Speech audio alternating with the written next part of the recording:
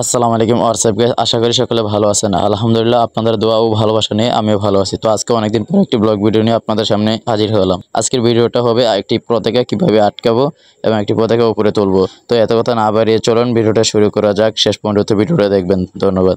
বাঁশ কাটার উদ্দেশ্যে বাসা থেকে রওনা দিয়ে দিলাম। বাঁশ কাটতে যাবো, বাঁশমুড়া তোলে যাব। তো আমাদের ব্যাটাগুলি দোকানের সামনে চলে আসলাম। ব্যাটারিগুলির পর আমার বন্ধুকে ডাক দিয়ে দিলাম, বন্ধু মেজবাউলকে ডাক দিয়ে বাসা থেকে আনলাম। আমি আর আমার বন্ধু মেজবাউল একসাথে মিলে দুজনে মিলিয়ে বাঁশ কাটার উদ্দেশ্যে রওনা দিয়ে দিলাম। তো অবশেষে বাঁশমুড়া নিচে চলে আসলাম, একটি বাঁশ কিনে ফেললাম এবং একটি বাঁশ কেনার পর এরপর বাঁশটি কাটতে শুরু করলাম। আমি আর মেজবাউল ভিডিও করতেছে, আমি কাটতেছিলাম। তো অনেকের পর বাঁশটি কেটে ফেললাম। কাটার পর দেখতেছেন বেশ বাঁশটিকে টেনে মাঠে নিয়ে আসতেছি, রাস্তায় নিয়ে আসবো। রাস্তায় আসার পর বাঁশটিকে সাইজ করে আমরা বাসায় নিয়ে যাব।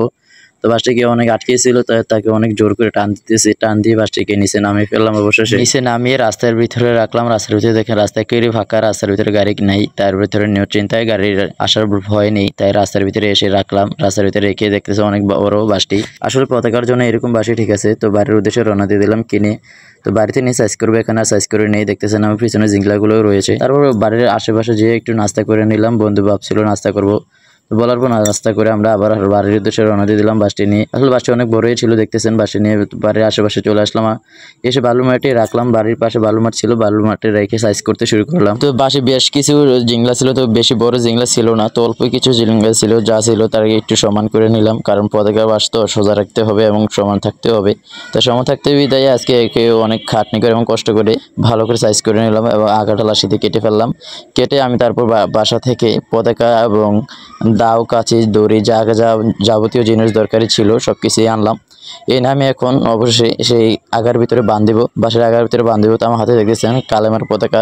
অবশ্যই আমি মুসলমান, তাই আপনারা মুসলমান হলে কমেন্টে জানিয়ে যাবেন। আপনাদের জন্য এই পতাকাটা খুবই উপকারী এবং এই পতাকাটা কে কে পছন্দ করেন অবশ্যই কমেন্ট বক্সে জানিয়ে যাবেন। তো পতাকাটি বাসার আগের ভিতরে টাইট করে শক্ত করে পেঁচিয়ে সুতি দিয়ে ভালো করে বাঁধিয়ে দিলাম।